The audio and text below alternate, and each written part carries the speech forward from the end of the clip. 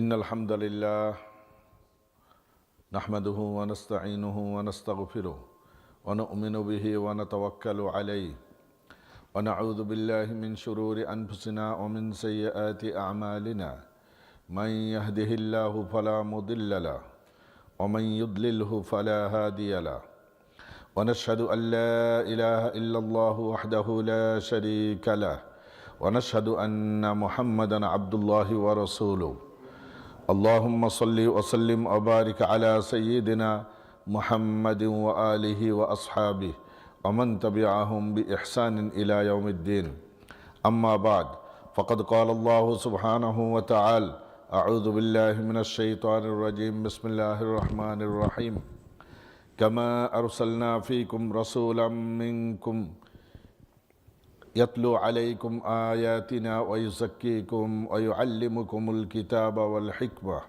ويعلمكم ما لم تكونوا تعلمون فاذكروني أذكركم واشكروا لي ولا تكفرون يا أيها الذين آمنوا استعينوا بالصبر والصلاة إن الله مع الصابرين ولا تقولوا لمن يقتل في سبيل الله أموات بل أحياء ولكن لا تشعرون ولنبلونكم بشيء من الخوف والجوع ونقص من الأموال والأنفس والثمرات وبشر الصابرين صدق الله العلي العظيم সম্মানিত দিন দরদি মুসলমান ভাই ও পর্দার আড়ালের বোনেরা, কনকনে শীতকে উপেক্ষা করে যেই কোরআনের মহাব্বতে, যেই কোরআনের আকর্ষণে আপনাদেরকে এখানে উপস্থিত করেছেন, এই কোরআন মানুষকে কিয়ামতের দিন সুপারিশ করে জান্নাতে পৌঁছাতে সক্ষম। আমাদের আজকের এই বসাকে, এই সোনাকে যেন কিয়ামতের দিন নাজাতের উসিলা আল্লাহ পাক বানিয়ে দেন, মহান রব্বুল আলামিনের কাছে সেই দোয়াই করি আমরা। আমি আপনাদের সামনে সূরাতুল বাকারার 152 আয়াত থেকে 157 আয়াত পর্যন্ত তেলাওয়াত করেছিলাম। এই আয়াতগুলোতে আল্লাহ সুবহানাহু ওয়া তাআলা উম্মতে মুহাম্মাদীকে একটি বিষয়ে যেমন আহ্বান করেছেন, অনুরূপভাবে উম্মতে মুহাম্মাদীকে পরোক্ষভাবে সতর্কও করেছেন। সেটি কি? এই সূরার 2/3 আয়াত বনি ইসরাইলদের উপর আল্লাহ সুবহানাহু ওয়া তাআলার অগণিত নিয়ামত এবং সেই নিয়ামতের শুকরিয়া জ্ঞাপন না করার কারণে তাদের উপর যে আসমানি গজব, জমিনি গজব উপস্থিত হয়েছিল, তাদেরকে ধ্বংসের দ্বার প্রান্তে ঠেলে দিয়েছিল, সেই আলোচনা চলে গিয়েছে। চলে যাওয়ার পরে আল্লাহ সুবহানাহু ওয়া তাআলা মুমিনদেরকে সম্বোধন করে এখানে বলতেছেন যে, হে মুমিনরা, তোমরা তাদের মতো হয়েও না যে আল্লাহর নিয়ামত পাওয়ার পরেও এই আল্লাহর নিয়ামতে তোমরা কৃতজ্ঞতা আদায় করবে না, আল্লাহর নিয়ামতের শুকরিয়া জ্ঞাপন করবে না। তোমরা যদি তাদের মতো হও, তাদের মতো আচরণ করো, তাহলে তোমাদেরও উপরে ওই শাস্তি আসবে যেই শাস্তি আল্লাহ সুবহানাহু ওয়া তাআলা তাদের উপর পতিত করেছিলেন। তো আল্লাহ সুবহানাহু ওয়া তাআলা এখানে বলতেছেন, কামা আরসালনা ফীকুম। কামা, কাফ শব্দটি আসে হলো, এটা হলো সর্বনাম, এটা ভার্ব না, নাউনও না, এটা তুলনা করার জন্য আসে। আল্লাহ সুবহানাহু ওয়া তাআলা বলতেছেন কামা, যেরূপ এই কথাটি তখনই সম্ভবপর হয় এর আগে কোনো ঘটনা যখন থাকে। যেরূপ অমুক ব্যক্তিরা এই কাজ করেছে, যেরূপ তোমাদেরকে আরো নিয়ামত দেওয়া হয়েছে, যেরূপ তোমাদেরকে শাস্তি দেওয়া হয়েছে অনুরূপভাবে। তো এখানে আল্লাহ সুবহানাহু ওয়া তাআলা বলতেছেন কামা আরসালনা ফীকুম, এর আগে একটি শব্দ উজ্জ আছে, সেটি হলো কামা আতমামতু আলাইকুম নি'মাতি। সূরাতুল মায়েদাতে আল্লাহ সুবহানাহু ওয়া তাআলা এই উম্মতের শানে এমন একটি আয়াত নাজিল করেছেন, ইহুদিরা বলতো যদি এই আয়াত তৌরিতে নাজিল করা হতো, যেদিন নাজিল হতো ওই দিনকে আমরা সবচেয়ে বড় ঈদের দিন বানিয়ে নিতাম। হজ্জাতুল ওয়াদাতে, বিদায় হজের ভাষণে নবী আলাইহিস সালাতু ওয়াস সালাম যখন ভাষণ ক্ষান্ত করলেন, আরাফাতের ময়দানে জাবালে রহমার পাশে নবী অবস্থিত, আল্লাহ সুবহানাহু ওয়া তাআলা এই আয়াত নাজিল করলেন, আল-ইয়াওমা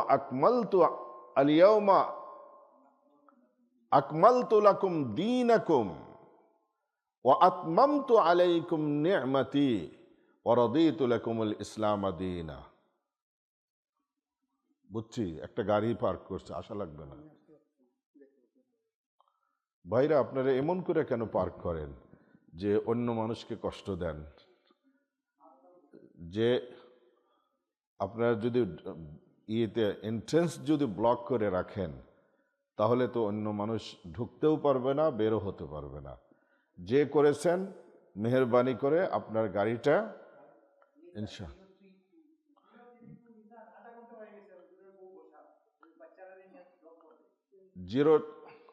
032 এই গাড়িটা যে পার্ক করেছেন মেহেরবানি করে এই গাড়িটা সরান।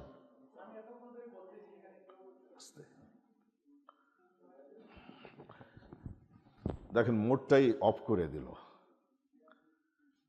এই কথার মধ্যে যখন বয়ানের ভূমিকার মধ্যেই কোনো জিনিস আনুষঙ্গিক এসে যায় তখন মোড অফ হয়ে যায়। আবার কথাকে মাইন্ডে গোছা আনা কঠিন হয়। ভাই, বক্তৃতা কিন্তু ইজি জিনিস না, দুনিয়ার সবচাইতে কঠিন জিনিস হলো এইটা। তো আল্লাহ সুবহানাহু ওয়া তাআলা আবার আগের জিনিস মাইন্ডে ফিরিয়ে দেন। আজম ভাই এইটুকু কেটে দিয়েন আপনি। তো আল্লাহ সুবহানাহু ওয়া তাআলা হজ্জাতুল ওয়াদাতে যে আয়াত নাজিল করেছেন, তিনটা জিনিস ঘোষণা করেছেন। আল ইয়াওমা আকমামতু লাকুম দীনাকুম, দ্বীন ইসলামকে পরিপূর্ণ করে দিলাম। ওয়া আতমামতু আলাইকুম নি'মাতি, আমার নিয়ামতকে তোমাদের জন্য পরিপূর্ণ করে দিলাম। ওয়া রাদিতু লাকুমুল ইসলাম দীনা, আর ইসলামকে কিয়ামত পর্যন্তর জন্য একমাত্র মনোনীত ধর্ম হিসাবে আমি আল্লাহ এই ধর্মের উপর সন্তুষ্ট হয়ে গেলাম। ইসলামই একমাত্র আমার কাছে মনোনীত ধর্ম বলে বিবেচিত হবে। তো আল্লাহ সুবহানাহু ওয়া তাআলা সেখানে ধর্ম পরিপূর্ণতার ঘোষণা দিয়েছেন। রাসূল করিম সাল্লাল্লাহু আলাইহি ওয়াসাল্লাম একটা দৃষ্টান্ত দিয়ে বুঝিয়েছেন। একটা সুরম্য অট্টালিকা তৈরি করা হলো, সব কিছুকে একদম সঠিক জায়গায় পারফেক্ট ওয়েতে বিল্ডিংটা বানানো হলো। যেখানে দরজা দেওয়ার কথা সেখানেই দরজা, যেখানে জানালা দেওয়ার কথা সেখানে জানালা দেওয়া হলো, যেখানে যে রং দেওয়ার কথা দিলে ফুটে উঠবে সেভাবেই করা হলো। কিন্তু মাঝখানে একটা ইট গ্যাপ আছে, তাহলে এই বিল্ডিংটা একটা অসম্পূর্ণতা আছে কিনা? আল্লাহ রসুল সাল্লাল্লাহু আলাইহি ওয়াসাল্লাম বলেন, এই দ্বীন ইসলামের যাত্রা শুরু হয়েছিল আবুল বাশার সৈয়দনা আদম আলাইহিস সালাতু ওয়াস সালামের সময় থেকে সেই যাত্রা শুরু হয়েছিল। এই দ্বীন ইসলামের এই ঘরটাতে একটা অসম্পন্ন ছিল, একটা ইটের গ্যাপ ছিল। সেই ইটটাই হলাম আমি নবী মুহাম্মদুর রাসূলুল্লাহ। আমার মাধ্যমে আল্লাহ সুবহানাহু ওয়া তাআলা এই গ্যাপটাও পূর্ণ করে দিলেন। তাহলে ধর্ম পরিপূর্ণ হয়ে গেল। তো নিয়ামতকে পরিপূর্ণ করে দেওয়া হয়েছে। তো আল্লাহ সুবহানাহু ওয়া তাআলা বলতেছেন, কামা আরসালনা ফীকুম, অর্থাৎ হলো কামা আতমামতু আলাইকুম নি'মাতি, যেরূপ আমি দ্বীন ইসলামের নিয়ামত তোমাদের উপর পূর্ণ করেছি, তোমাদেরকে আরেকটা বিরাট নিয়ামত আমি আল্লাহ দান করতেছি। সেটি হলো কাযালিকা আরসালতু ইলাইকুম রাসূলাম মিনকুম। দ্বীন ইসলামের এই নিয়ামত যেমন একটি বিশাল নিয়ামত, অনুরূপভাবে তোমাদের মাঝে তোমাদের মানব জাতির থেকে এমন একজন রসুলকে আমি তোমাদের নবী হিসাবে, বার্তাবাহক হিসাবে, পথ প্রদর্শক হিসাবে, গাইড হিসাবে তোমাদের জন্য পাঠিয়েছি, যার আর কোনো তুলনা নাই। একজন রসুলও তোমাদের কাছে পাঠিয়েছি, যেই রসুল এসে কি করবেন? প্রথম কাজ নবীর হবে ইয়াতলু আলাইকুম আয়াতিনা, তোমাদের সামনে আমি আল্লাহর কিতাবকে, কোরআনকে তিলাওয়াত করে শোনাবেন। তাহলে যে সমস্ত মানুষরা বলে থাকেন শুধুমাত্র কোরআন তেলাওয়াত করার কোনো বেনিফিট নাই, তারা ভুলের উপর আছে নাকি গলতের উপর আছে, নাকি তারা সঠিক পথের উপর আছে? সঠিক পথের উপর, ভুলের উপর আছে তারা। কোরআন তেলাওয়াত, হ্যাঁ, কোরআন শুধুমাত্র তেলাওয়াতের জন্য অবতীর্ণ হয়নি, এ কথা সত্য। যারা শুধুমাত্র কোরআনকে শুধুমাত্র তেলাওয়াতের বস্তু মনে করে থাকে, তারাও ভুলের মাঝেই আছে। আর যারা মনে করে থাকে না বুঝে কোরআন তেলাওয়াত করলে কোনো ফায়দা নাই, তারাও ভুলের মাঝেই আছে। তো নবীর প্রথম কাজ হলো ইয়াতলু আলাইকুম আয়াতিনা, যে তাদের সেই নবী এসে মানুষের কাছে আমি আল্লাহর কিতাব তেলাওয়াত করবেন। ওয়ায়ুযাক্কিকুম, আর তাদেরকে আত্মশুদ্ধির কাজে সময় ব্যয় করবেন, অর্থাৎ তাদের অন্তরকে পবিত্র করবেন শিরক থেকে, কুফর থেকে, নাফরমানির থেকে, গুনাহ থেকে, অপবিত্রতার থেকে তাদের অন্তরকে পবিত্র করবেন। পবিত্র করবেন কিসের মাধ্যম দিয়ে? আল্লাহর বিধানের মাধ্যমে এবং রসুলের সুন্নতের মাধ্যম দিয়ে এবং স্পিরিচুয়াল ট্রেনিংয়ের মাধ্যম দিয়ে, সহবতের মাধ্যম দিয়ে, সংস্রবের মাধ্যম দিয়ে তাদের আত্মশুদ্ধি করবেন। ওয়ায়ুযাক্কিকুম, 2 নম্বর কাজ করবেন এই নবী। ওয়ায়ুআল্লিমুকুমুল কিতাব, আর তাদেরকে এই কিতাবের, যেই কিতাব তিনি পড়ে শোনালেন, এর বিধি বিধানগুলো পুঙ্খানুপুঙ্খানুরূপে বুঝিয়ে দিবেন এবং এর উপর আমল শিখাবেন। তাহলে পবিত্র কোরআন বুঝিয়ে দেওয়ার দায়িত্ব কার? আল্লাহর রসুলের। আল্লাহর রসুল হযরতে জিবরিল আলাইহিস সালাতু ওয়াস সালাম আল্লাহর রসুলকে বুঝিয়ে দিয়েছেন, আল্লাহর রসুল সাহাবায়ে কেরামকে বুঝিয়ে দিয়েছেন, সাহাবায়ে কেরাম তাবেঈদেরকে বুঝিয়ে দিয়েছেন, তাবেঈগণ তাবেঈদেরকে বুঝিয়ে দিয়েছেন। এর পরবর্তীতে ধারাবাহিকভাবে এইভাবে একজন আর একজনকে হলো কোরআন বুঝিয়ে দিয়েছেন। কোরআন বোঝার এইটাই হলো তরিকা, এটাই হলো ধারাবাহিকতা এবং নিয়ম, যে ওস্তাদের মাধ্যম থেকে, সনদের মাধ্যম দিয়ে হলো কোরআন বোঝা লাগবে।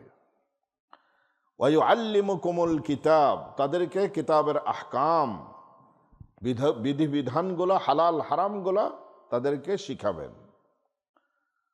ওয়াল হিকমা, এবং তাদেরকে সুন্নাত এবং উইজডম শিখাবেন। প্রত্যেকটি নবীর মৌলিকভাবে 4টি জিম্মাদারি। প্রথম জিম্মাদারি হলো কোরআন তেলাওয়াত শিখানো, আসমানি কিতাব শিখানো। 2 নম্বর হলো সেই কিতাবের বিধি বিধানগুলো তাদেরকে শিখানো, হালাল হারাম এগুলো শিখানো। 3 নম্বর হলো তাদের আত্মশুদ্ধি করা। 4র্থ নম্বর হলো তাদেরকে সুন্নাত শিক্ষা দেওয়া। এই 4টা হলো মৌলিকভাবে নবীগণের হলো মৌলিক দায়িত্ব। এই আয়াত আল্লাহ সুবহানাহু ওয়া তাআলা আরো 2 জায়গায়, আরো 3 জায়গায় বর্ণনা করেছেন। ওয়াইযাক্কিকুম ওয়া ইউআল্লিমুকুমুল কিতাবা ওয়াল হিকমা ওয়া ইউআল্লিমুকুম মা লাম তাকুনু তা'লামুন। তাহলে ইসলামের নিয়ামত যেমন বড় নিয়ামত, আমি তোমাদেরকে অনুরূপ আরেকটি নিয়ামত দান করলাম, সেটি হলো মুহাম্মদুর রাসূলুল্লাহ সাল্লাল্লাহু আলাইহি ওয়াসাল্লামের নিয়ামত। ওয়ালাউ কুনতা ফাযযান গালিযাল কলবি লানফাদ্দু মিন হাওলিক ওয়া কুনতুম আলা শাফা হুফরাতিন মিনান নারি ফাআনকাযাকুম মিনহা।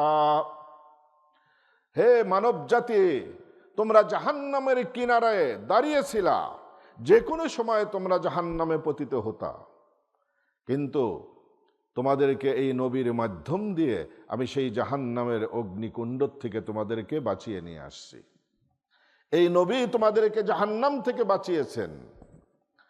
যদি 1450 বৎসর আগে মক্কাতুল মুকাররমার জমিনে মুহাম্মদুর রাসূলুল্লাহ সাল্লাল্লাহু আলাইহি ওয়াসাল্লামের আগমন না ঘটত, তাহলে কি 1450 বৎসর পরে আজকে কি আমরা এই ঈশান নামাজ পড়তে পারতাম?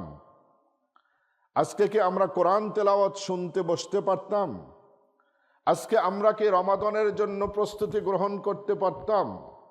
আজকে আল্লাহর পরিচয় আমরা লাভ করতে পারতাম?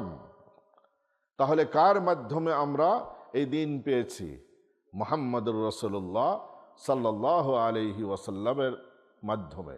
সেই জন্য মুহাম্মদুর রাসূলুল্লাহ সাল্লাল্লাহু আলাইহি ওয়াসাল্লাম, দিন ইসলাম যেমন নিয়ামত, কোরআন যেমন নিয়ামত, অনুরূপভাবে মুহাম্মদুর রাসূলুল্লাহ সাল্লাল্লাহু আলাইহি ওয়াসাল্লামও তোমাদের জন্য আমি নিয়ামত হিসাবে দুনিয়াতে পাঠিয়েছি।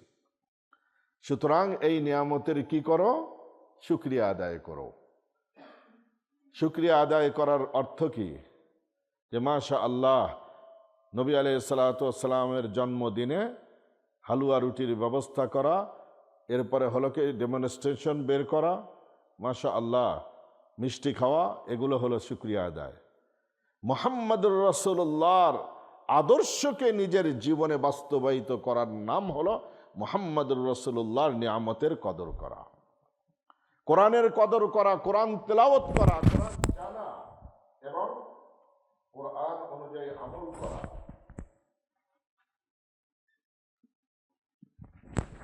কোরআন অনুযায়ী আমল করা, এটা হলো কোরআনের নিয়ামতের শুকরিয়া জ্ঞাপনের মাধ্যম। তো আল্লাহ সুবহানাহু ওয়া তাআলা এই নিয়ামত আমাদেরকে দান করেছেন। লাকাদ মান্নাল্লাহু আলাল মুমিনিনা ইয বাআসা ফীহিম রাসূলাম মিন আনফুসিহিম। আল্লাহ সুবহানাহু ওয়া তাআলা মুমিনদের উপর এক বিরাট নিয়ামত দান করেছেন। সেটি কি? ইয বাআসা ফীহিম রাসূলাম মিন আনফুসিহিম, তাদের মানব জাতির মধ্য হতে একজনকে তাদের জন্য পথপ্রদর্শক হিসাবে, রসূল হিসাবে, গাইড হিসাবে এই দুনিয়াতে পাঠিয়েছেন। সুতরাং মুহাম্মদুর রাসূলুল্লাহ তিনি শুধু নবী নন, তিনি শুধু রসূল নন, তিনি আল্লাহর বড় বড় নিয়ামতগুলোর মধ্য হতে একটি নিয়ামত।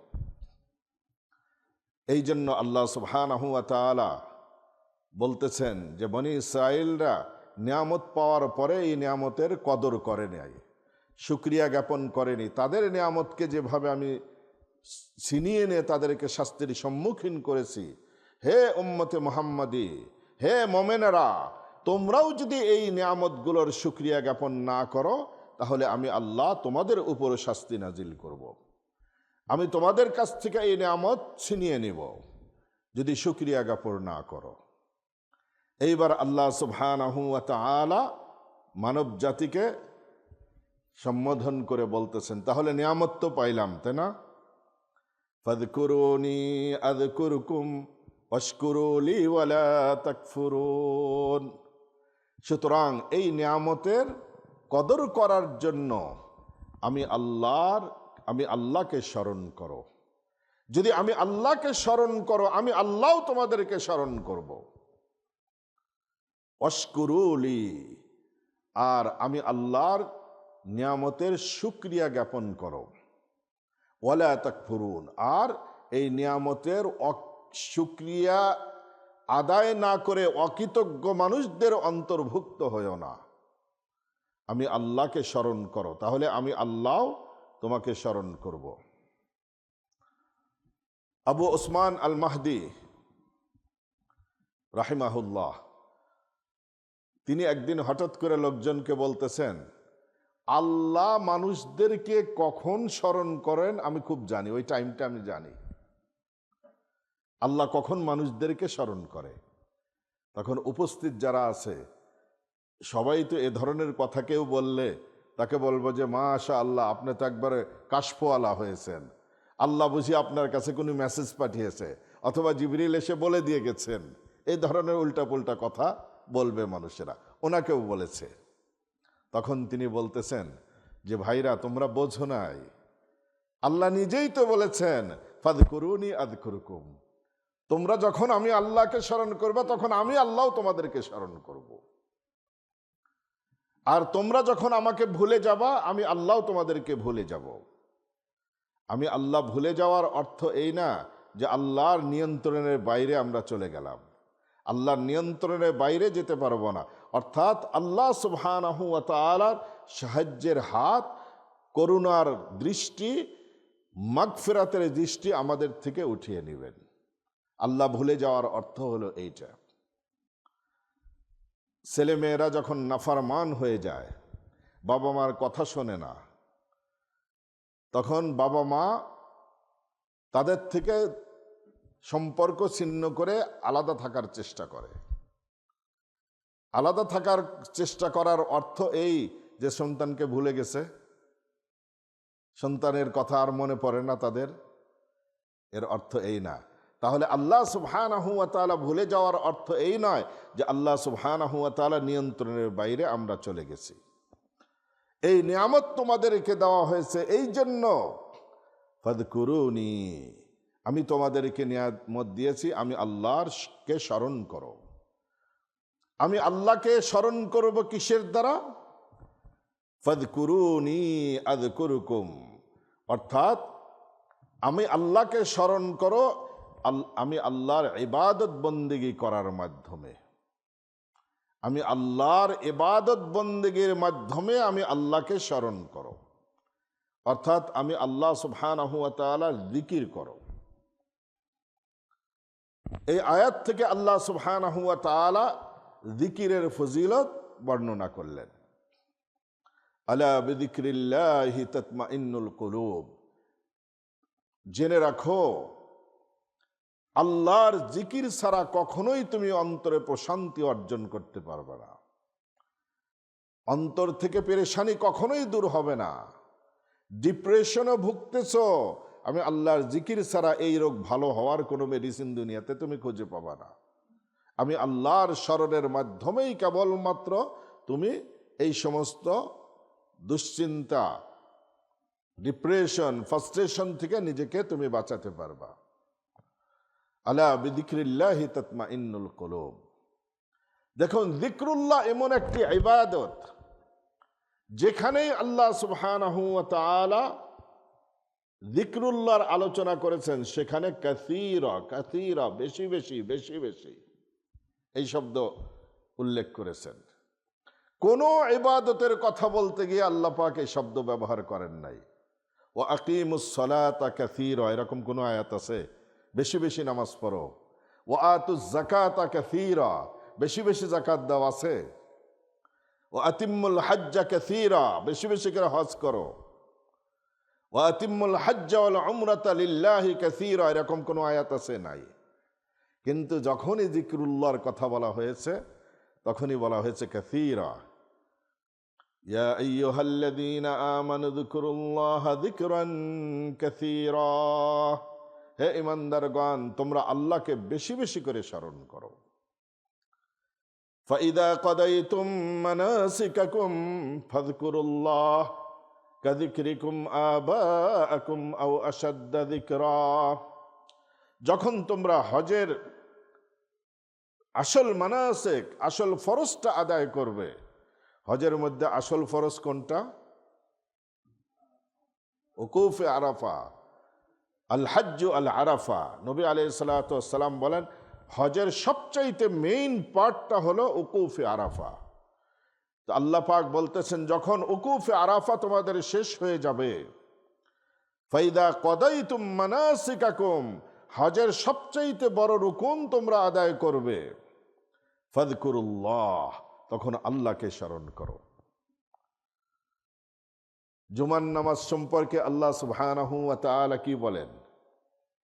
ফাইদা কুদিয়াতিস সালাতু ফান্তাশিরু ফিল আরদি ওয়াবতাগু মিন ফাদলিল্লাহ, যখন জুমার নামাজ শেষ হয়ে যায় আর তুমি মসজিদে বসে থেকো না, ফান্তাশিরু ফিল আরদি, আমি আল্লাহর জমিনে ছড়িয়ে পড়ো।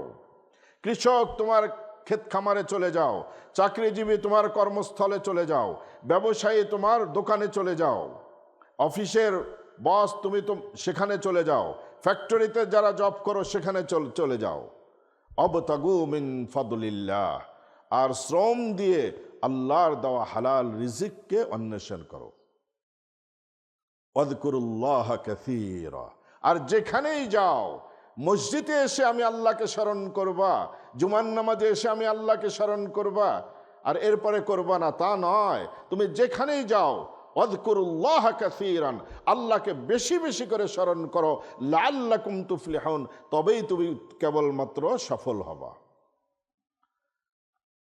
আল্লাহর স্মরণ ব্যতিরেকে মানুষের অন্তরে যেভাবে প্রশান্তি আসতে পারে না, আল্লাহর স্মরণ ব্যতিরেকে মানুষ কোনো ধরনের গুনাহ থেকে, অপরাধ থেকে নিজেকে বাঁচাতেও পারে না। আল্লাহর স্মরণই কেবলমাত্র মানুষকে অপরাধ থেকে, গুনাহ থেকে, পাপাচার থেকে আল্লাহ সুবহানাহু ওয়া তাআলা বাঁচাতে পারেন। আল্লাহর স্মরণ, আল্লাহর স্মরণ, আর কিয়ামতের দিন আল্লাহর সামনে দাঁড়িয়ে হিসাব দেওয়া লাগবে। এই কিয়ামতের ভয় অন্তরে না থাকলে সেই মানুষ পশুতে রূপান্তরিত হয়ে যায়। আজকে দুনিয়ায় সমস্ত দুনিয়ার হলো টপ অফ দ্য নিউজ চলতেছে, হলো কি নিউজটা? জেফরি, হ্যাঁ, মাশাআল্লাহ, খোঁজ খবর রাখেন। মনুষ্য ইতিহাসের জঘন্যতম ঘটনাবলীর মধ্যে এই ঘটনাবলী।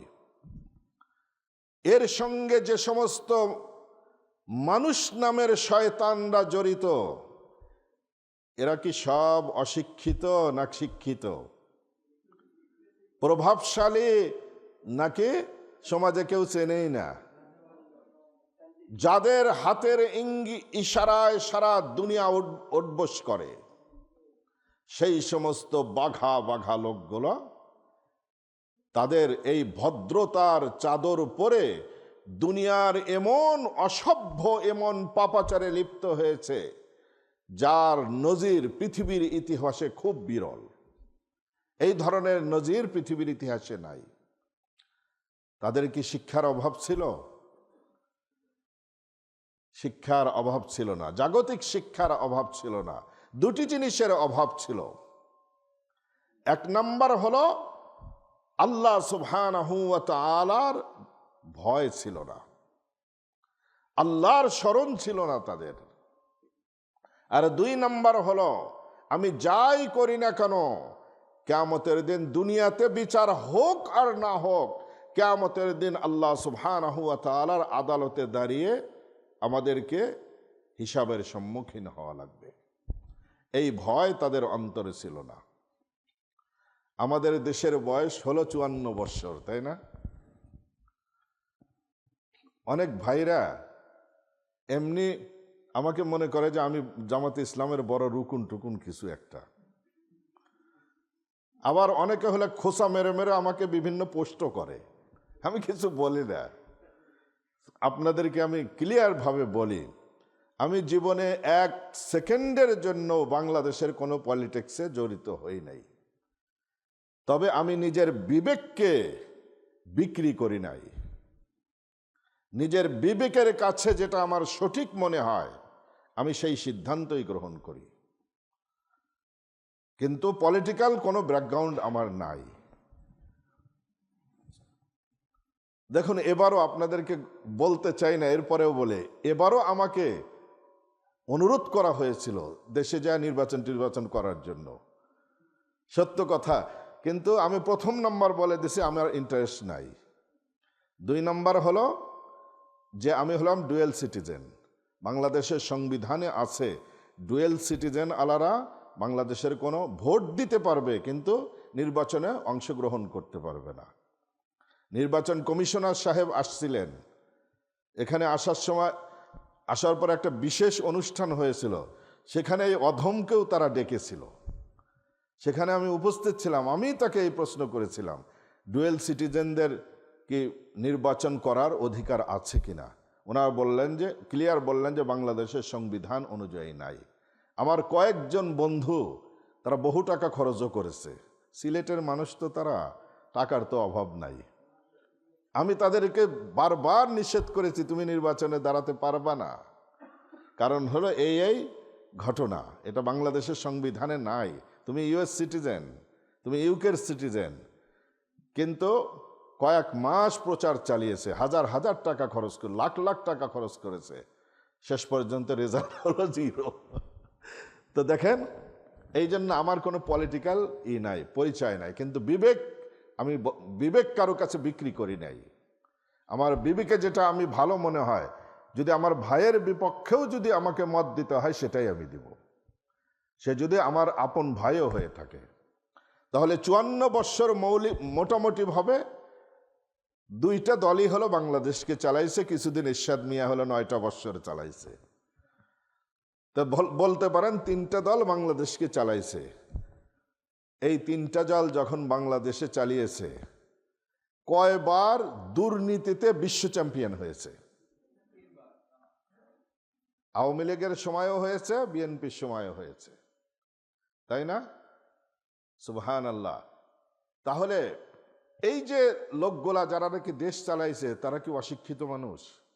বেশিরভাগ হলো শিক্ষিত মানুষ, উচ্চ শিক্ষিত মানুষ। তাহলে এই উচ্চ শিক্ষিত মানুষ হওয়ার পরেও তারা এই ধরনের অপরাধে জড়িত কিভাবে হতে পারল? রাষ্ট্রীয় সম্পদ হাজার হাজার কোটি টাকা তারা বাইরে পাচার কেমনে করতে পারল? দেখেন, 2 দলই করেছে, শুধু 3 দলই করেছে, কোনোটা বাদ নাই। তাহলে কেন এটা সম্ভবপর হয়েছে তাদের জন্য? কারণ হলো আল্লাহর ভয় অন্তরে নাই। কিয়ামতের দিন আল্লাহর আদালতে দাঁড়িয়ে এই সম্পদের হিসাব দেওয়া লাগবে, এই ভয় তাদের অন্তরের মধ্যে নাই। যদি আল্লাহর কথা স্মরণ থাকতো তাহলে তাদের দ্বারা এই অপরাধ করা কখনোই সম্ভবপর ছিল না। ইউসুফ আলাইহিস সালাতু ওয়াস সালামকে পরমা সুন্দরী, ইতিহাসের যে কয়জন মহিলাকে মানব সভ্যতার বিশ্ব সুন্দরী মনে করা হয়, তার মধ্যে 1 নম্বরে হলো রানী ক্লিওপেট্রা। রানী ক্লিওপেট্রাকে হিউম্যান বিং হিস্টোরির সবচেয়ে বড় সুন্দরী মনে করা হয়, যদিও ছবি দেখা মনে হয় না এত সুন্দরী। জুলাইখা, তিনিও ছিলেন মহাসুন্দরীদের একজন, একটা উর্বশী সুন্দরী তরুণী, যার রাষ্ট্রীয় স্ট্যাটাস কত বড়। আজিজে মিশরের ওয়াইফ, এক পরমা সুন্দরী, এক নির্জন কুঠুরিতে 30 ঊর্ধ্বের এক যুবক ইউসুফ আলাইহিস সালাতু ওয়াস সালামকে যখন নাকি জিনার জন্য আহ্বান করল, ইউসুফ আলাইহিস সালাতু ওয়াস সালাম তার এই আহ্বানকে প্রত্যাখ্যান করে দরজার দিকে, আল্লাহর উপর ভরসা করে বের হয়ে যাওয়ার জন্য দরজার দিকে দৌড় দিলেন। ক্বালা মাআযাল্লাহ ইন্নাহু রাব্বি আহসানা মাসওয়ায়, আমি আল্লাহর কাছে তোমার এই পাপের আহ্বানে সাড়া দেওয়ার থেকে আমি আল্লাহর কাছে পানা চাচ্ছি। আল্লাহ সুবহানাহু ওয়া তাআলা আমাকে উত্তম ঠিকানা দিয়েছেন। আল্লাহ রাব্বুল আলামিন আমাকে কুয়ার থেকে উঠিয়ে এনে মিশরের রাজদরবারে জায়গা করে দিয়েছেন আল্লাহ সুবহানাহু ওয়া তাআলা। আমি সেই আল্লাহর এত বড় নাফরমানি করতে পারবো না। সুযোগ সব ছিল, যৌবনের চাহিদা ছিল না তার, তিনি তো মানুষ, একজন যুবক, কেন বেঁচে থাকলেন? আল্লাহর ভয় অন্তরে ছিল বলে। আল্লাহর ভয় অন্তরে থাকলে মানুষ কখনো অন্যায় করতে পারে না। এই জন্য ফাযকুরুনি আযকুরকুম, তোমরা আমি আল্লাহকে স্মরণ করো। মুআয বিন জাবাল রাদিয়াল্লাহু তাআলা আনহু বলেন, একজন মানুষ যাবতীয় দুঃখ দুর্দশার থেকে বেঁচে থেকে নিজেকে সব ধরনের প্রোটেকশন দেওয়ার জন্য আল্লাহর জিকিরের চেয়ে বড় কোনো অস্ত্র আর মানুষের কাছে থাকতে পারে না। আল্লাহর জিকিরের চেয়ে আর বড়, আল্লাহ স্মরণের চেয়ে আর বড় কোনো অস্ত্র মানুষের হাতে থাকতে পারে না। মুসলমানরা যে বিভিন্ন যুদ্ধে যে বিজয় হয়েছে, আল্লাহর সাহায্য কেন এসেছে? আল্লাহকে ভুলে যাওয়ার কারণেই তো আল্লাহর সাহায্য আসছে না, কি বলেন? নাকি আল্লাহকে স্মরণ করেছে, আল্লাহকে ডেকেছে, আল্লাহর নিয়ামতের শুকরিয়া জ্ঞাপন করেছে, এই জন্য আল্লাহ সুবহানাহু ওয়া তাআলা আল্লাহর সাহায্য পাঠিয়েছেন সেখানে। তো আল্লাহ সুবহানাহু ওয়া তাআলার সাহায্য তার উপরই আসে যে আল্লাহ সুবহানাহু ওয়া তাআলাকে স্মরণ করে। হাদিসে আসছে, হাদিসে কুদুসি, বান্দা যদি আল্লাহর স্মরণে যদি এক হাত আগায়, এক বিঘত অর্ধ হাত আগায়, আল্লাহ এক হাত আগাবেন। যদি আল্লাহর স্মরণে বান্দা যদি এক হাত আগায়, আল্লাহ দুই হাত আগাবেন। যদি সে দৌড়ে আসে, সে যদি হেঁটে আসে, আল্লাহ সুবহানাহু ওয়া তাআলা তার দিকে দৌড়ে যাবেন। আল্লাহ সুবহানাহু ওয়া তাআলা স্মরণ যদি আমরা এভাবে করি। ইউনূস আলাইহিস সালাতু ওয়াস সালাম কত বড় বিপদের সম্মুখীন হয়েছিলেন। দুনিয়ার ইতিহাস, দুনিয়ার কোনো লজিক, ক্যালকুলেশন এটাকে হিসাব করতে পারে যে একজন মানুষকে এত বড় একটা মাছ গিলে ফেলেছে, মাছের পেটের মধ্যে অবস্থান করছে, এই মানুষ বেঁচে থাকে কিভাবে? ফালাউলা আন্নাহু কানা মিনাল মুসাব্বিহিন লালাবিথা ফি বাতনিহি ইলা ইয়াউমি ইউবআসুন। যদি আমার ইউনূস যদি ওই মাছের পেটে গিয়ে আমি আল্লাহকে স্মরণ না করতো, আমার তাসবিহাত না পড়তো, তাহলে কিয়ামত পর্যন্ত মাছের পেটটাই তার জন্য কবর হয়ে যেত।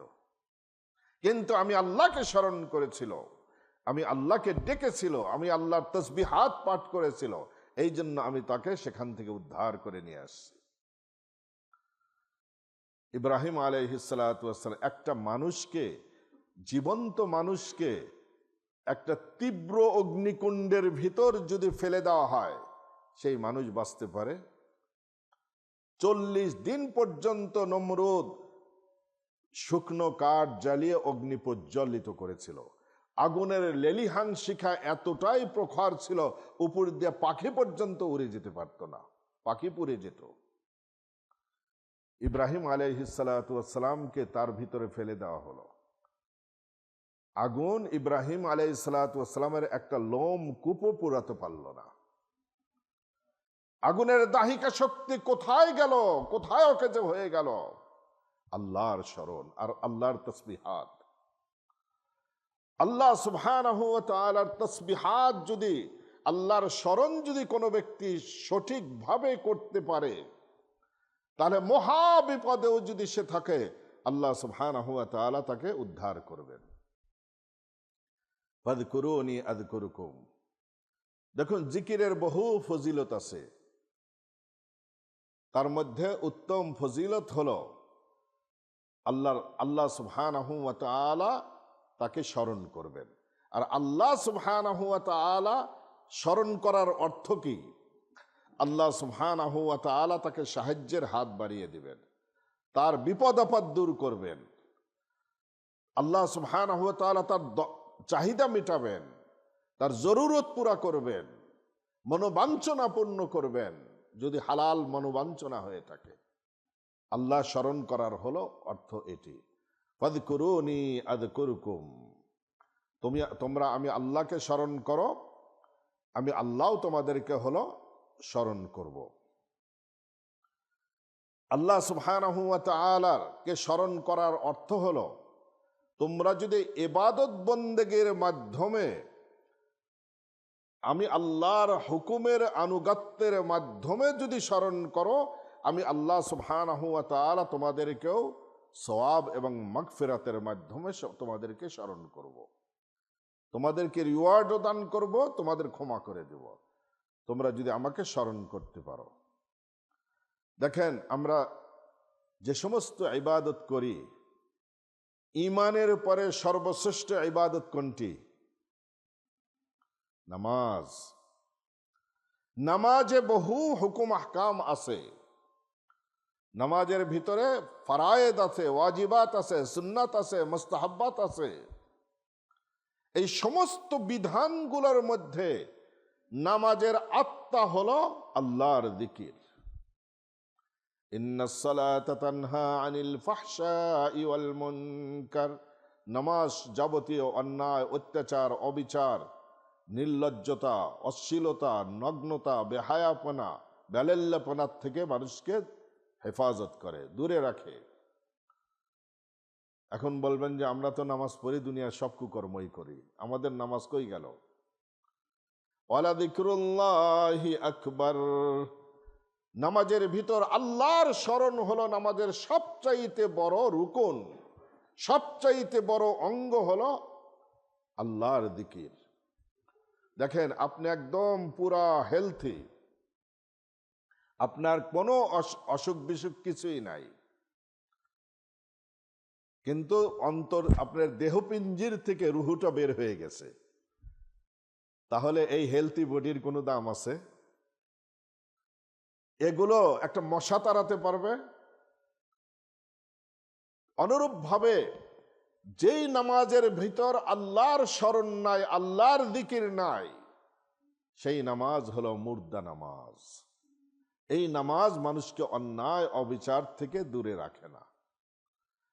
নামাজের ভিতর আল্লাহ সুবহানাহু ওয়া তাআলাকে স্মরণ করা, এটি হলো নামাজের আত্মা।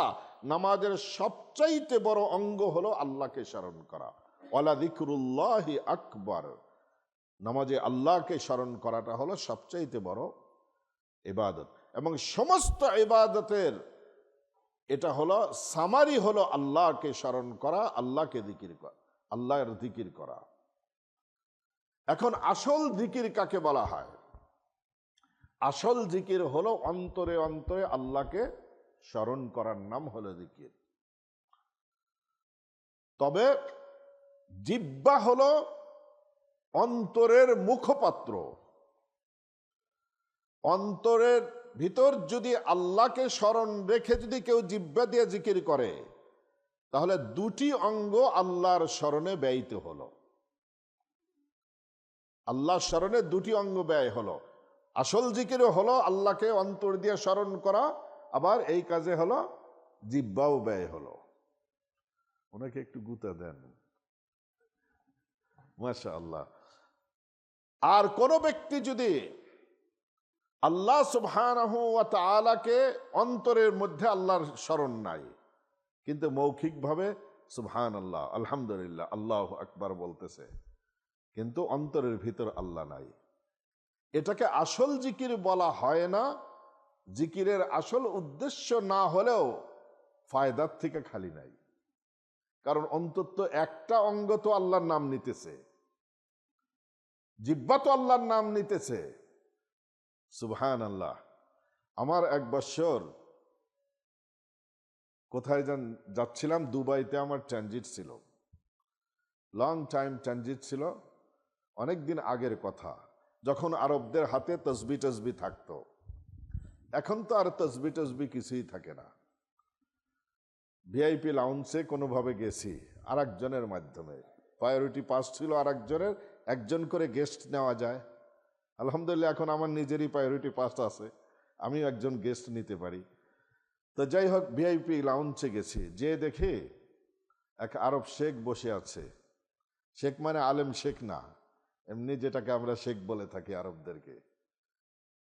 এক হাত দিয়ে হলো, বাম হাতে হলো মদের বোতল, ডান হাতে হলো তসবি। মদও টান দিতেছে, এদের তসবিও চলতেছে। সুবহানাল্লাহ। এটা হলো তামাশা। জিকিরের নামে হলো এটা হলো তামাশা। এর দ্বারা আলো হলো খারাপ কমান্ড মানুষের কাছে পৌঁছে যায়। এটা নয়, একজন মানুষ সে বেখেয়ালি হয়ে আল্লাহর জিকির করতেছে মুখে মুখে সুবহানাল্লাহ আলহামদুলিল্লাহ, আসল জিকির তার আদায় হচ্ছে না। না হলেও ফায়দার থেকে খালি হবে না, যেহেতু জিহ্বা আল্লাহর দেওয়া অঙ্গগুলোর মধ্যে একটা অঙ্গ, সেই অঙ্গটা অন্তত আল্লাহর নামে ব্যস্ত আছে, তসবিহ পাঠ করছে। আশকুরুলি ওয়ালা তাকফুরুন ফাযকুরুনি আযকুরকুম আশকুরুলি ওয়ালা তাকফুরুন।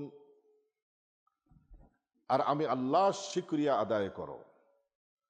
শুকরিয়া আদায় কি? নিয়ামত দাতার নিয়ামতকে স্মরণ করে তাকে থ্যাংক ইউ জানানো, এইটার নাম হলো শুকরিয়া আদায়। শুকুরের সাথে হলো নিয়ামতের সম্পর্ক। নিয়ামতের কোন বেনিফিটের বিনিময়ে যা কিছু প্রশংসা করা হয় এইটাকে বলা হয় হলো শুকরিয়া জ্ঞাপন করা। তাহলে আল্লাহ সুবহানাহু ওয়া তাআলা তো আমাদেরকে খুব বেশি কিছু দেন নাই, তাই না? কি বলেন? খুব বেশি কিছু তো কই, একটা ভালো গাড়ির পয়সা পাই না আমরা, একটা বাড়ি কিনতে পারি না, তো আল্লাহ খুব বেশি কিছু দেন নাই তো, তাই না? হ্যাঁ, আমাদের কাছে তো এইটাই মনে হয়, তাই না? আল্লাহ ইয়াযু বিল্লাহ। আমাকে এই জীবন দিয়েছেন, আমাকে এই জবান দিয়েছেন, আমাকে কর্ণ শক্তি দিয়েছেন, শ্রবণ শক্তি দিয়েছেন, দৃষ্টি শক্তি দিয়েছেন, অনুধাবন করার শক্তি দিয়েছেন, আমাকে মেধা দিয়েছেন, আমার ব্রেন দিয়েছেন, আমাকে দুটি কিডনি দিয়েছেন, আমার হার্ট দিয়েছেন, আমার দুটি হাত দিয়েছেন, আমার দুটি পা দিয়েছেন, আরো কত অঙ্গ প্রত্যঙ্গ আল্লাহ পাক দিয়েছেন। আল্লাহ সুবহানাহু ওয়া তাআলা আমার জন্য ফ্রেশ অক্সিজেনের ব্যবস্থা করেছেন, আমার জন্য কি সুন্দর আকাশ তৈরি করেছেন, অগণিত অসংখ্য খাদ্যের ব্যবস্থা করেছেন। এরপরেও কি আল্লাহর শুকরিয়া জ্ঞাপন করব না? আশকুরুলি, আমি আল্লাহর শুকরিয়া জ্ঞাপন করো। ওয়ালা তাকফুরুন, আর তোমরা আমি আল্লাহর অকৃতজ্ঞ হয়েও না, তোমরা নাফরমান হয়েও না, নাশুকর গুজার বান্দাদের অন্তর্ভুক্ত হয়েও না, তোমরা শুকরিয়া আদায় করো আমি আল্লাহর।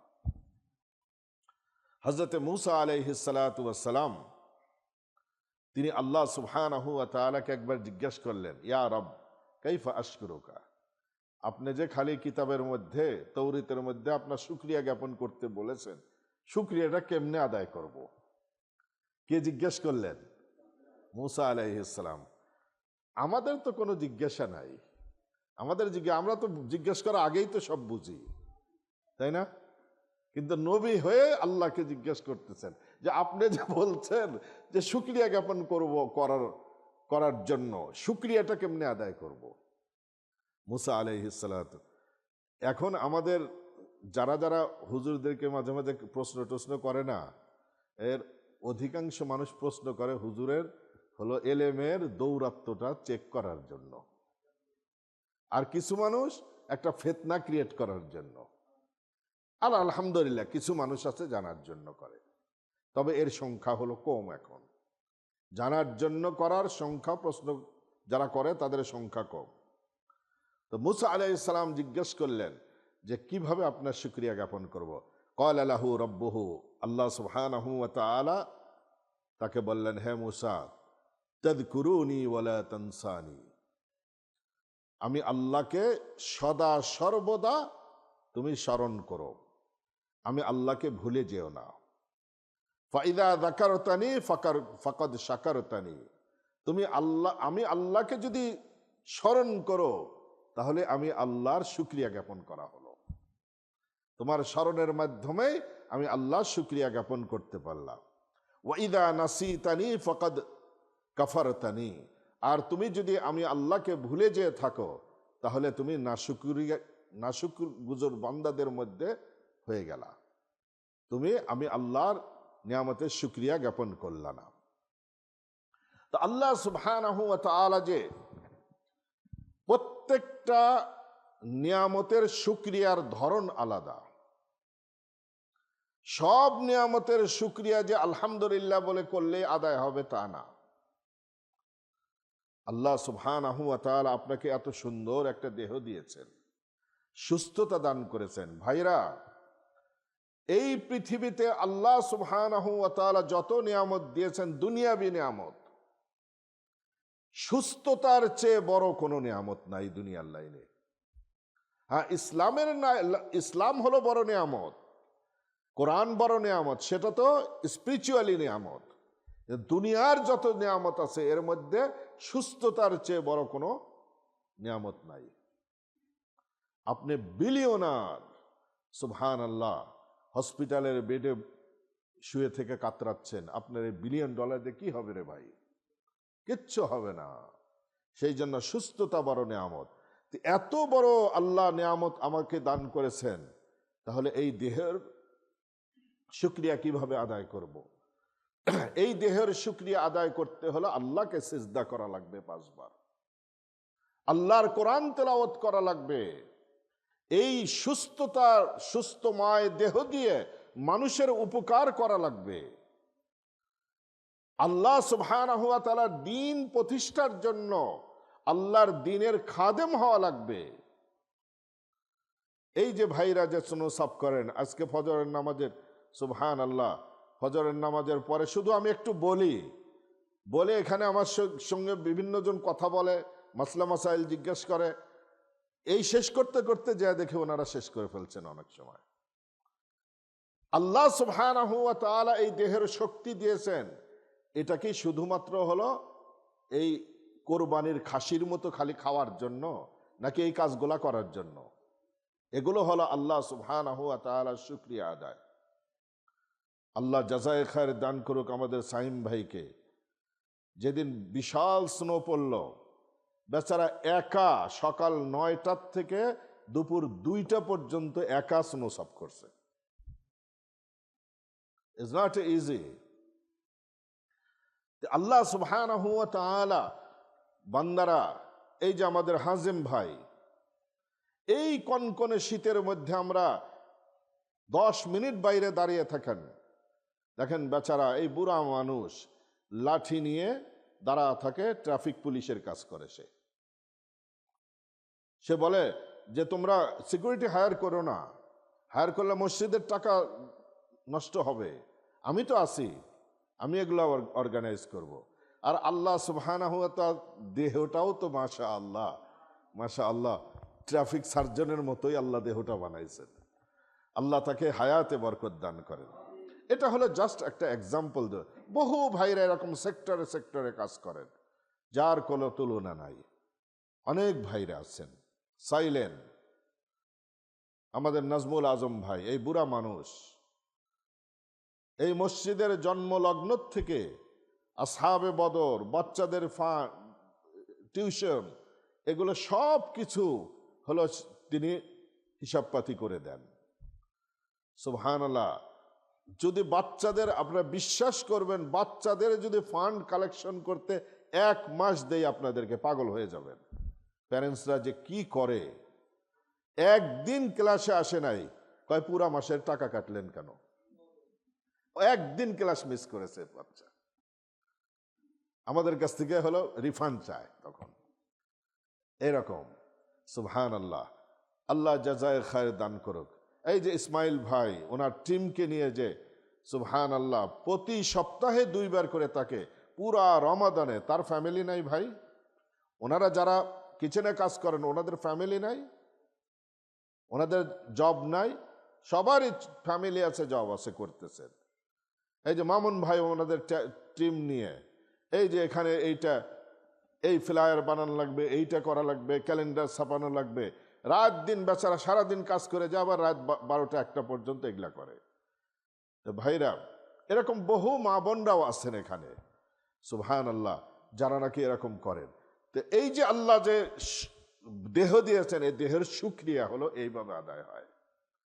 আপনাকে সম্পদ দিয়েছেন, এই সম্পদের শুকরিয়া আদায় শুধুমাত্র কোরআন তেলাওয়াত, নামাজ, রোজার যারা হবে না, এই সম্পদ দিয়ে আল্লাহর দ্বীনের খেদমত করে যাওয়া লাগবে। আমাকে মানবতার সেবায় ব্যয় করা লাগবে। মসজিদ মাদ্রাসা স্কুল, কলেজ, রাস্তাঘাট, হসপিটাল, এতিম, দুঃখ, তারপরে দুস্থ মানবতার সেবায় এই অর্থ ব্যয় করার নাম হলো সম্পদের হলো ইবাদত।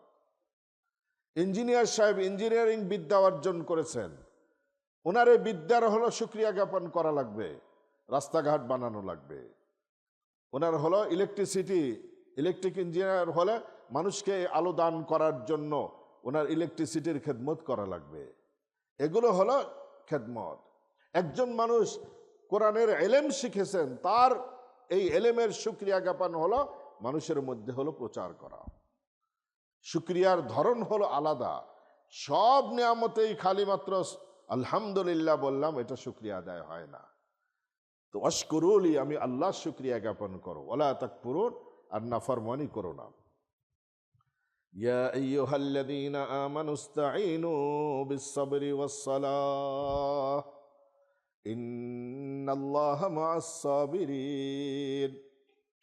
ইয়া আইয়ুহাল্লাযীনা আমানু, এরপরে আল্লাহ পাক বলতে, হে ঈমানদারগণ, ইসতাঈনু বিস-সাবরি ওয়াস-সালাহ, আমি আল্লাহর কাছে তুমি সাহায্য চাও ধৈর্যের মাধ্যমে, সংযমের মাধ্যমে, সবরের মাধ্যমে আর নামাজের মাধ্যমে। মানুষ যখন নাকি কঠিন সমস্যার সম্মুখীন হয়, সেই সমস্যা অর্থনৈতিক সমস্যা হোক, শারীরিক সমস্যা হোক, পারিবারিক সমস্যা হোক, সামাজিক সমস্যা হোক, যে কোনো ধরনের সমস্যা হোক, সেই সমস্যার থেকে উত্তরণের দুটি পথ হলো সবচাইতে শক্তিশালী পথ। এক নম্বর পথ হলো সবর, দুই নম্বর মাধ্যম হলো নামাজ। যত আম্বিয়ায়ে কেরাম বিপদে পড়েছেন, সমস্ত নবীগণ এই দুটি অস্ত্রের মাধ্যমে, এই দুটি প্রোটেকশনের মাধ্যমে তারা সেই বিপদ থেকে উদ্ধার হয়েছে। মুহাম্মদুর রাসূলুল্লাহ সাল্লাল্লাহু আলাইহি ওয়াসাল্লামের উপর কি পরিমাণ নির্যাতন করা হয়েছে, তার সাহাবীদের উপর কি ধরনের নির্যাতন করা হয়েছে। মক্কাতুল মুকাররমার 13টি বৎসর নির্যাতিত হয়েছেন, মদিনায় যাওয়ার পরেও 2 বৎসর নির্যাতিত হয়েছে। এরপরে 15 বৎসর পরে আল্লাহ সুবহানাহু ওয়া তাআলা বদরের যুদ্ধের পারমিশন দিয়েছেন। 15 বৎসর পর্যন্ত আল্লাহ সুবহানাহু ওয়া তাআলা নবীকে বারণ করেছেন, ফা'ফু আনহুম ওয়াস্তাগফির লাহুম, হে নবী মাফ করে দেন, ধৈর্য ধারণ করেন, ওয়েট করেন, অপেক্ষা করেন। 15টা বৎসর অপেক্ষা করেছেন। এরপরেও দেশ থেকে তো, মাতৃভূমির থেকে তাড়িয়ে দিয়েছে, দিয়েই ক্ষান্ত হয় নাই।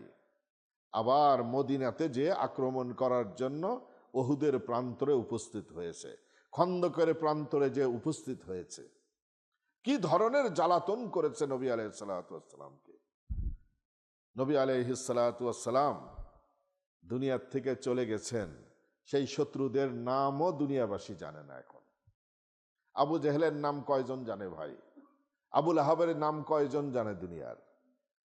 সুবহানাল্লাহ। আর মুহাম্মদুর রাসূলুল্লাহ সাল্লাল্লাহু আলাইহি ওয়াসাল্লামের নাম জানে না, এইরকম শিক্ষিত মানুষ বর্তমান ভূপৃষ্ঠের উপরে আর নাই। মুসলমান হোক, নন মুসলমান হোক, এ ধরনের কোনো মানুষ দুনিয়াতে আর নাই। সুবহানাল্লাহ। দেখেন, মুহাম্মদুর রাসূলুল্লাহর নাম, ইন্না শানিআকা হুয়াল আবতার, ইন্না আ'তাইনাকাল কাউসার, হে নবী আপনাকে কাউসার দান করা হবে। ফসল্লি লিরাব্বিকা ওয়ানহার, ইন্না শানিআকা হুয়াল আবতার। আবু জেহেল এসে বলল, মুহাম্মদকে নিয়ে এত চিল্লাচিল্লি, এত লাফালাফি করার দরকার নাই, কারণ তার তো ছেলে সন্তান নাই, সে মারা যাবে, তার মতবাদ টতবাদ সব দুনিয়ার থেকে বিদায় হয়ে যাবে। তো যার বংশ পরিচয় থাকে না, আরবরা তাকে আবতার বলে, মানে লেস কাটা। লেস কাটা মানে বংশ নাই। তো মুহাম্মাদের তো আবতার। সুবহানাল্লাহ। আল্লাহ সুবহানাহু ওয়া তাআলা বলে, ইন্না শানিআকা হুয়াল আবতার। মুহাম্মদুর রাসূলুল্লাহ ঔরসজাত যদি সন্তান নাও থাকে, কিয়ামত পর্যন্ত লক্ষ লক্ষ মানুষ মুহাম্মদুর রাসূলুল্লাহর নাম নেওয়ার জন্য শুধু মৌখিকভাবে নাম নিয়েই তারা ক্ষান্ত হবে না, শুধুমাত্র লাউড স্পিকারে নাম নিয়েই ক্ষান্ত হবে না, বরং মসজিদে বিরাট উঁচু উঁচু মিনার বানাবে। সেই মিনারের উপর যে তারা আজানের মধ্যে বলবে, আশহাদু আল্লা ইলাহা ইল্লাল্লাহ আশহাদু আন্না মুহাম্মাদার রাসূলুল্লাহ। নামাজের ভিতরে আমরা আল্লাহুম্মা সাল্লি আলা মুহাম্মাদ, প্রত্যেকটি মানুষ নামাজের ভিতর পড়তেছে। আপনাদের যদি সুযোগ থাকে কখনো মক্কাতুল মুকাররমা যে ক্লক টাওয়ার আছে, সেই ক্লক টাওয়ারের ওখানে একটা মিউজিয়াম আছে, ক্লক পর্যন্ত যাওয়া যায়। সেখানে মুসলমান বিজ্ঞানীদের আবিষ্কৃত, বিশেষ করে টাইম জনিত যে সমস্ত আবিষ্কারগুলো আছে, এগুলোর একটা নমুনা আছে। সেখানে সবচাইতে আমাকে আকর্ষিত করেছে যে জিনিসটি, সেখানে তারা হলো একটা পিকচারের মধ্যে দেখাচ্ছে পৃথিবীর অমুক দেশে এখন ফজরের নামাজ হচ্ছে, আর এক দেশে জহরের নামাজ হচ্ছে, আর এক দেশে আসরের নামাজ হচ্ছে, আর এক দেশে মাগরিবের নামাজ হচ্ছে, আর এক দেশে এশার নামাজ হচ্ছে। অ্যাট এ টাইম 5 ওয়াক্ত নামাজ ঘূর্ণমান হচ্ছে। এই 5 ওয়াক্ত নামাজ 24 আওয়ারে মুসলমানরা মুহাম্মদুর রাসূলুল্লাহ সাল্লাল্লাহু আলাইহি সাল্লামের নাম নিচ্ছেন। তাহলে আল্লাহর রসুল সাল্লাল্লাহু আলাইহি ওয়াসাল্লাম কে যে এই 1450 বৎসর পরেও এসেও সুবহানাল্লাহ এই আল্লাহ রসুলের নামকে আল্লাহ এত বুলন্দ করেছেন কিসের দ্বারা? আস্তাঈনু বিস-সাবরি, সবরের দ্বারা। 15 বৎসর না 23টি বৎসর পর্যন্ত শুধু কষ্ট সহ্য করেছেন, ধৈর্য ধারণ করেছেন, আল্লাহ আজকে তাকে এই ইজ্জত দান করেছেন। দুনিয়ার বড় পাগল, দুনিয়ার বড় পাগল কোনটা?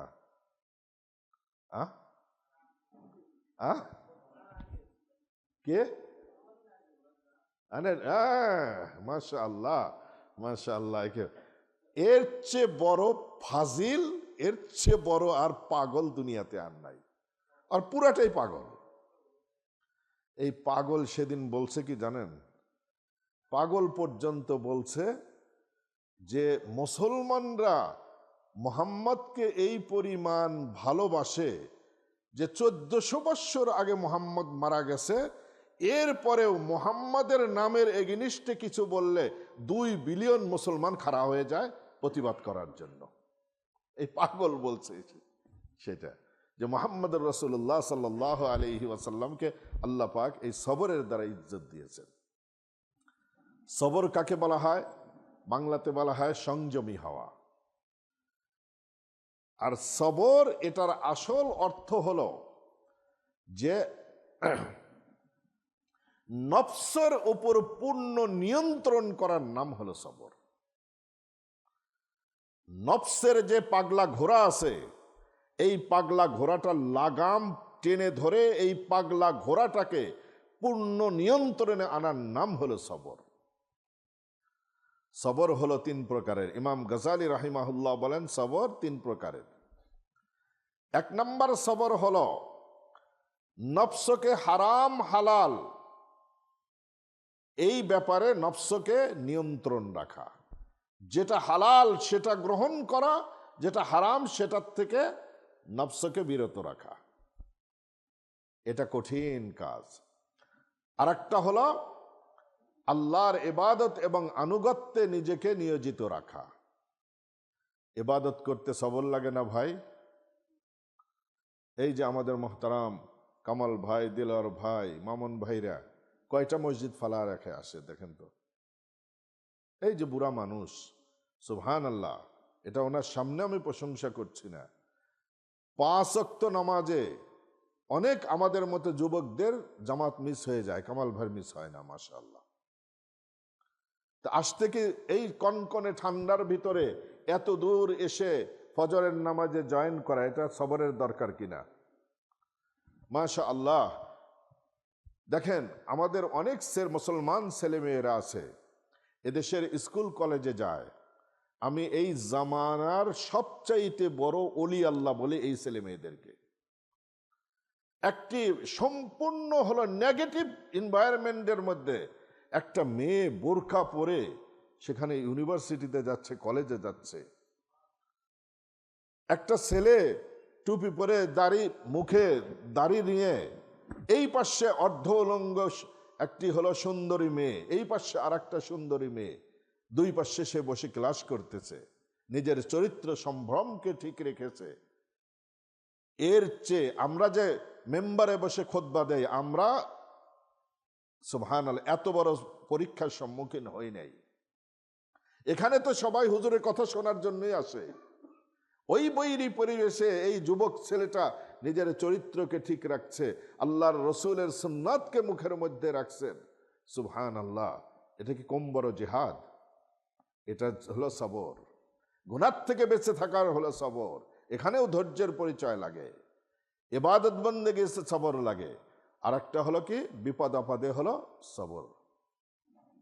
আল্লাহ সুবহানাহু ওয়া তাআলা বলতেছেন, ইয়া আইয়ুহাল্লাযীনা আমানু ইসতাঈনু বিস-সাবরি ওয়াস-সালাহ।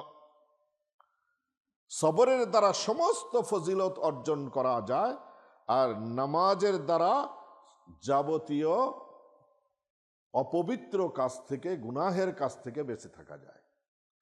তাহলে যদি আপনি সমস্ত ফজিলত অর্জন করলেন, গুনাহ থেকে বেঁচে থাকলেন, তাহলে আপনার ঠিকানা কোথায় হবে? জান্নাত। অবাশশিরিস সাবিরিন, হে নবী, আপনি এই সবরকারীদের জন্য জান্নাতের সুসংবাদ শুনিয়ে দিন। আল্লাহ সুবহানাহু ওয়া তাআলা বলতেছেন, ইন্নাল্লাহা মাআস সাবিরিন, সবরকারীদের সাথে আল্লাহর সাহায্য, আল্লাহর রহমত, আল্লাহর করুণা, আল্লাহর দয়া, সেটা হলো সবরকারীদের সাথে থাকে। যে সবর করতে পারবে, সবরকে কি অফ দ্য সাকসেস বলা হয়, সবরে মেওয়া ফলে, তাই না? আমাদের দেশে একটা কথা আছে না, কথাটা কিন্তু সত্য কথা। অবশ্যই আল্লাহ সুবহানাহু ওয়া তাআলা বলেন, ইন্নাল্লাহা মাআস সাবিরিন ওয়ালা তাকুলু লিমান ইয়ুকতালু ফি সাবিলিল্লাহি আমওয়াত ওয়ালা তাকুলু, তোমরা যারা নাকি আল্লাহর রাস্তায় নিজের জীবন দিয়েছে তাদেরকে তোমরা মৃত বলো না, বল আহইয়াউ ওয়ালাকিন লা তাশউরুন, এরা বিশেষভাবে হলো জীবিত। শহীদরা বিশেষভাবে হলো জীবিত। হাবিবে নজ্জারকে যখন শহীদ করা হয়, সূরা ইয়াসিনে আল্লাহ সুবহানাহু ওয়া তাআলা হাবিবে নজ্জারের ঘটনা বর্ণনা করেছেন। তাকে যখন শহীদ করা হয়, তখন তিনি বলতেছেন, আমা লিয়া লা আ'বুদুল্লাযী ফাতারানী ওয়া ইলাইহি তুরজাউন আ'আত্তাখিযু মিন দুনিহি আলিহা ইন ইউরিদনির রহমানু বিদুররিন লা তুগনি আন্নী শাফাআতুহুম শাইআন ওয়া লা ইউনকিযুন। সুবহানাল্লাহ। এরপরে তিনি আফসোস করে বলতেছেন, আমার যে সমস্ত মানুষরা আমাকে শহীদ করলো, তারা যদি আমার এই বেনিফিট, আল্লাহ কিভাবে আমাকে মর্যাদাশীল করেছেন, আমাকে ক্ষমা করেছেন, এটা যদি তারা দেখতে পেত, তাহলে তারা আমাকে হত্যা না করে বরং তারাই হলো ইমানদার হয়ে যেত। বিমা গফারা লি রাব্বি ওয়া জাআলানি মিনাল মুকরামিন, আফসোস করে তিনি বলতেছিলেন। মুফাসসিরিনে কিরাম বর্ণনা করেছেন যে শহীদদেরকে কিয়ামতের হিসাবের আগে কেউ জান্নাতে যেতে পারবে না, তবে শহীদদের আত্মাকে জান্নাতের সবুজ রঙের এক ধরনের বিশেষ পাখির ভিতরে শহীদদের আত্মা ঢুকিয়ে দেওয়া হয়, আর এই পাখির আকৃতিতে শহীদরা পুরা জান্নাত বিচরণ করে জান্নাতের ফলমূল ভক্ষণ করতে থাকে। এই ফ্যাসিলিটি শুধুমাত্র শহীদদেরকে দেওয়া হবে। তাই আল্লাহ সুবহানাহু ওয়া তাআলা বলতেছেন, শাহাদত এটা হলো সবরের হলো একটা পার্ট। সবরের হাইস্ট পার্ট হলো নিজের জীবনকে উৎসর্গ করা।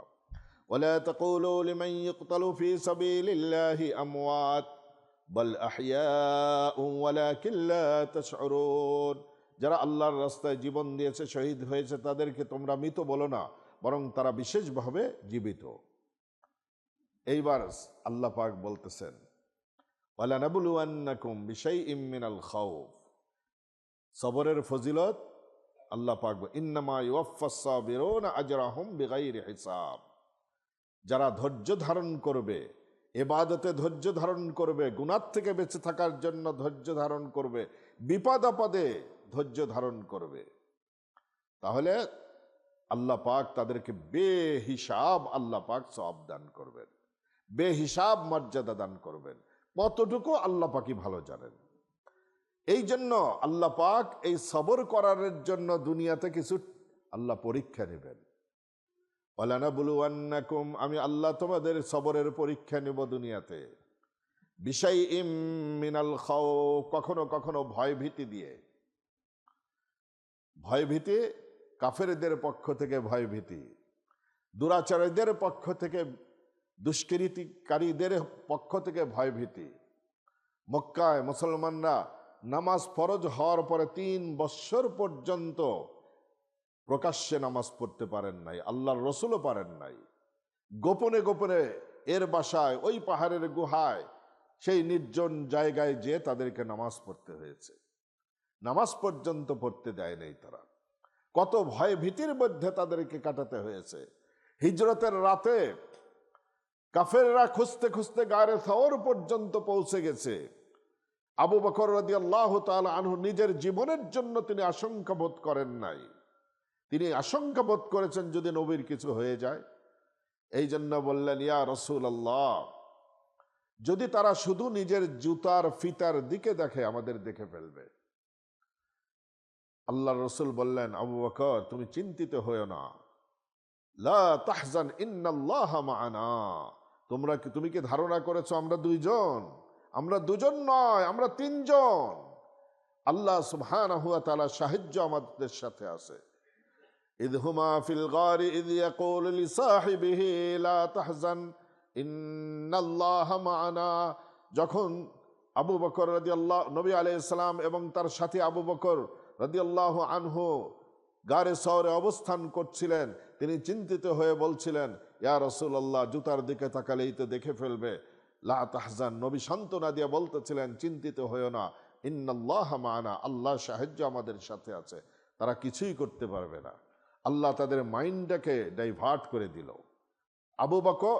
আবু জেহেল একবার চিন্তা করেছিল গর্তের মধ্যে কাউকে পাঠিয়ে দেখবে গর্তের মধ্যে কিছু আছে নাকি।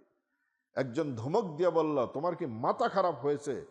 যদি এই গর্তে কেউ যেই থাকে তাহলে এই মাকড়সার জাল থাকে, এই কবুতরের বাসা থাকে। ওদের মাইন্ডটাকে আল্লাহ ডাইভার্ট করে দিল। সেই জন্য ভয় ভীতি দিয়ে হলো, বর্তমান দুনিয়ায় মুসলমানদেরকে অনেক ভয় ভীতি দেখানো হয়। এই ভয় ভীতি দিয়ে আল্লাহ পাক পরীক্ষা করবেন যে আমরা ইমানের উপর টিকে আছি কিনা। মিনাল খাউফি ওয়াল জু', অনেক সময় হলো ক্ষুধা, দারিদ্রতা, অভাব দিয়ে আল্লাহ সুবহানাহু ওয়া তাআলা পরীক্ষা করবেন। আজকে দেখেন একটু হলো অর্থনৈতিক মান্দা চলতেছে, এই জন্যই আমরা ধৈর্যচ্যুত হয়ে গেছি। আমরা তো 3 বেলা পেট পুরে খাচ্ছি, আবার ভালো খাওয়াই খাচ্ছি, আল্লাহ পাক খাওয়াচ্ছেন। গাজার বাচ্চারা কি খাচ্ছে ভাইরা? সুদানের বাচ্চারা কি খাচ্ছে? আফ্রিকার বাচ্চারা কি খাচ্ছে? বিধবারা কি খাচ্ছে সেখানে? একটু চিন্তা করে দেখেছি? আর একটু সামান্য অর্থনৈতিক মান্দা আসছে, এই জন্য এত হাহুতাশ। ওয়াল জু'i ওয়া নাকসিম মিনাল আমওয়াল, কখনো কখনো আল্লাহ সুবহানাহু ওয়া তাআলা সম্পদকে কম করে দিবেন। সম্পদ নষ্ট হবে, বিনষ্ট হবে। সম্পদ আল্লাহ সুবহানাহু ওয়া তাআলা কোনোভাবে নৌকা ডুবে যাবে, পুড়ে যাবে, সম্পদ হাতছাড়া হয়ে যাবে। ওয়ানাকসিম মিনাল আমওয়াল ওয়াল আনফুসি, কখনো কখনো প্রিয়জনকে হারিয়ে ফেলবে, নিজের কলিজার টুকরা সন্তানকে হারিয়ে ফেলবে, নিজের পিতামাতাকে হারিয়ে ফেলবে, ভাই বোনকে হারিয়ে ফেলবে, নিজের স্বামীকে হারিয়ে ফেলবে, স্ত্রীকে হারিয়ে ফেলবে, তাদের মৃত্যু হয়ে যাবে। আমি আল্লাহ তাদেরকে পরীক্ষা করব। এরপরে আল্লাহ সুবহানাহু ওয়া তাআলা বলতেছেন যে ওয়াসসামারাত, কখনো কখনো যে মানুষের ক্ষেত ফসল নষ্ট হয়ে যাবে, একদম পাকা ধান খেতে শিলাবৃষ্টি এসে সব নষ্ট করে ফেলবে, এই ধরনের ফসলের ক্ষতি হয়ে যাবে। আল্লাহ সুবহানাহু ওয়া তাআলা বলেন, ওয়ালানাবলুওয়ান্নাকুম, বিভিন্নভাবে আমি তোমাদেরকে পরীক্ষা করব। এরপর অবাশশিরিস সাবিরিন, আর হে নবী, আপনি ধৈর্যশীলদের এই বিপদ আপদে, এই পরীক্ষায় যারা ধৈর্য ধারণ করবে তাদেরকে আপনি জান্নাতের সুসংবাদ দিয়ে দিন, একদম ডাইরেক্ট। সুবহানাল্লাহ। আল্লাযীনা ইযা আসাবাতহুম মুসীবাতুন ক্বালু ইন্না লিল্লাহি ওয়া ইন্না ইলাইহি রাজিউন। সবরকারী কারা হবে? যখন তারা কোনো বিপদের সম্মুখীন হবে, দুনিয়ার বিপদ হোক অথবা হলো কি দ্বীনি বিপদ হোক, যখনই কোনো বিপদের সম্মুখীন হবে, ক্বালু, তখন তারা বলবে ইন্না লিল্লাহ ওয়া ইন্না ইলাইহি রাজিউন। বিপদ আপদ সব কিছু আল্লাহর পক্ষ থেকে আসছে, হয়তো আল্লাহ আমাকে পরীক্ষা করতে চান। ওয়া ইন্না ইলাইহি রাজিউন, আর আমরা তো প্রকৃত অর্থে আল্লাহর কাছেই ফিরে যাব, আমাদের আল্লাহর কাছেই ফিরিয়ে নিয়ে যাওয়া হবে। উলাইকা আলাইহিম সালাওয়াতুম মির রাব্বিহিম ওয়া রাহমাহ, এরাই ওই সকল সৌভাগ্যবান ব্যক্তি, সালাওয়াতুম মির রাব্বিহিম, যারা তাদের রবের পক্ষ থেকে যাদের উপর রহমত বর্ষিত হবে। সলাতের যদি নাকি সলাত শব্দটার যদি সম্বোধন হয় বান্দাদের দিকে, তখন তার মিনিং হয় হলো 5 ওয়াক্ত নামাজ। আল্লাহর দিকে যদি সলাত শব্দের সম্পর্ক হয়, তখন তার অর্থ হয় হলো রহমত, মাগফিরাত। যদি ফেরেশতাদের দিকে হয়, তখন এর অর্থ হয় হলো ইস্তিগফার। আর যদি নাকি পশু পাখির দিকে সালাতের নিসবত হয়, তখন তার অর্থ হয় হলো তাসবিহাত। তাহলে উলাইকা আলাইহিম সালাওয়াতুম মির রাব্বিহিম, সালাতের বহু বচন সালাওয়াত, আল্লাহর দিকে নিসবত, রবের দিকে নিসবত হয়েছে, এর অর্থ হলো রহমত। উলাইকা, এরাই ওই সৌভাগ্যবান ব্যক্তি যারা ধৈর্য ধারণ করতে পারবে এই বিপদ আপদে। সালাওয়াতুম মির রাব্বিহিম, তাদের রবের পক্ষ থেকে রহমত, মাগফিরাত এবং করুণা। ওয়া উলাইকা হুমুল মুহতাদুন, আর এরাই হলো সঠিক পথের উপর প্রতিষ্ঠিত সৌভাগ্যবান ব্যক্তিদের অন্তর্ভুক্ত হবে। তো আল্লাহ সুবহানাহু ওয়া তাআলা আমাদের সর্ব অবস্থায় বিপদ আপদে ধৈর্য ধারণ করার তৌফিক দান করেন। কখনোই যেন আমরা ধৈর্যচ্যুত হয়ে না যাই। আর আল্লাহর কাছে আমরা সাহায্য চাই কিসের দ্বারা? নামাজের দ্বারা আর ধৈর্যের দ্বারা। ধৈর্যের বাঁধ যেন ভেঙে না পড়ি, এই জন্য আল্লাহর কাছে। আর আমরা আল্লাহকে যেন স্মরণ করি। আমি যদি আল্লাহকে স্মরণ করি, আল্লাহ রাব্বুল আলামিনও আমাকে স্মরণ করবে। আল্লাহর নিয়ামতের জন্য শুকরিয়া জ্ঞাপন করি, এবং আল্লাহর রসুলকে যেন আল্লাহর বড় নিয়ামত মনে করি। আল্লাহর রসুল আমাদের কাছে নিয়ামত হয়ে আসছেন। আল্লাহ সুবহানাহু ওয়া তাআলা আমাদেরকে এই শিক্ষাই দিলেন। প্রথম নাম্বার হলো আল্লাহর রসুলকে নিয়ামত মনে করি। এরপরে হলো কি? আল্লাহকে স্মরণ করি। এরপরে আমরা আল্লাহর শুকরিয়া জ্ঞাপন করি, নিয়ামতের শুকরিয়া আদায় করি, ধৈর্য ধারণ করি, আর নামাজে আমরা মনোনিবেশ করি। তাহলে আল্লাহ সুবহানাহু ওয়া তাআলা আমাদেরকে দুনিয়া আখিরাতে কল্যাণ দান করবেন। ওয়া আখিরু দাওয়ানা আনিল হামদুলিল্লাহি রাব্বিল আলামিন।